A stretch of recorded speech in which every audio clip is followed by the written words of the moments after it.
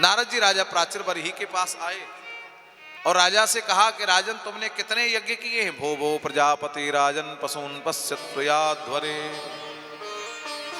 संज्ञापितादीव संघान निगृहेण सहस्रसा। बोले मैंने हजारों यज्ञ किए। बोले तो देखो ऊपर हजारों पशु तुम्हें अपना ग्रास बनाने के लिए तैयार है, क्योंकि यज्ञ में हिंसा हो जाती है जाने अनजाने। अब जब यज्ञ की हिंसा ही तुमको नहीं छोड़ती तो संदेश उन लोगों को दो कि जो वास्तव में हिंसा करते हैं उनसे क्या बीतेगी, उनकी क्या दुर्गति होगी। जो जीवों का भक्षण करते हैं उनकी क्या दुर्गति होगी। भयभीत हो गया राजा प्राचीर बरही। नारद जी ने एक सुंदर कथा सुनाई। दो मित्र थे, एक का नाम अभिज्ञात, एक का नाम पुरंजन। दोनों जा रहे थे। पुरंजन ने 9 द्वार का नगर देखा, उसमें प्रवेश कर गया। वहां एक स्त्री देखी जिसका नाम पुरंजनी था, उससे विवाह कर लिया। 5 फण का सर्प उसके नगर की रक्षा करता था। एक दिन 10 घोड़ों से जुते रथ पर बैठकर गया। पुरंजनी रुष्ट हो गई। काल कन्या ने डेरा डाल दिया और चंडवेग नाम का गंधर्व युद्ध करने लगा। 360 गंधर्व 360 गंधर्वियों को लेकर इतना युद्ध हुआ। 5 फण का सर्प युद्ध करते करते समाप्त हो गया। और जब 5 फण का सर्प समाप्त हो गया तो अंत में इसकी बुद्धि पुरंजनी में थी। अंते मति सुगति, अंत में हमारी बुद्धि जहां होगी वही गति मिलेगी। इसीलिए अंत में बुद्धि भगवत कृपा में होगी तो प्रभु की कृपा मिलेगी, प्रमाण है।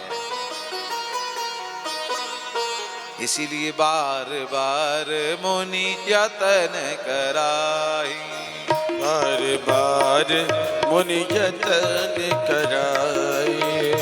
अंतराम कहे आवत नाही, अंतराम कहे आवत नाही। अंत में अगर राम की कृपा हो जाए तो जीवन धन्य हो जाता है। अंते मति सुगति, अंत में स्त्री का जन्म मिल गया।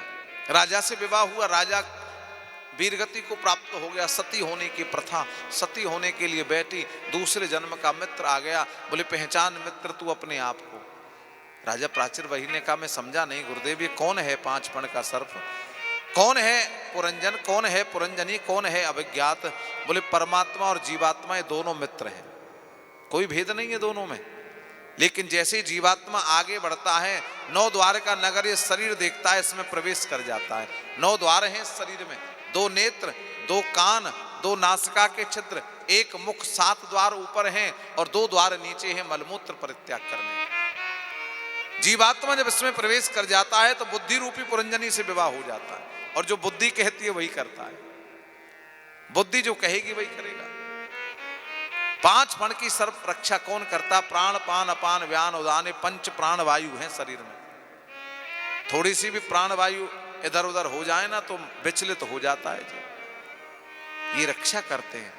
जरा माने बुढ़ापा डेरा डाल देता है और चंड वेग माने काल आता है। 360 गंधर्व और गंधर्विया क्या है, दिन रात युद्ध चल रहा है शरीर के साथ उस काल का, लेकिन हम समझ नहीं पाते। अंते मति सुगति, एक दिन युद्ध करते करते 5 प्राण जो है हमारे प्राणवायु समाप्त हो जाती है। अंत में जो बुद्धि होती है वही जन्म मिलता है। राजा प्राचीर बरही ने कहा इससे बचने का साधन क्या है?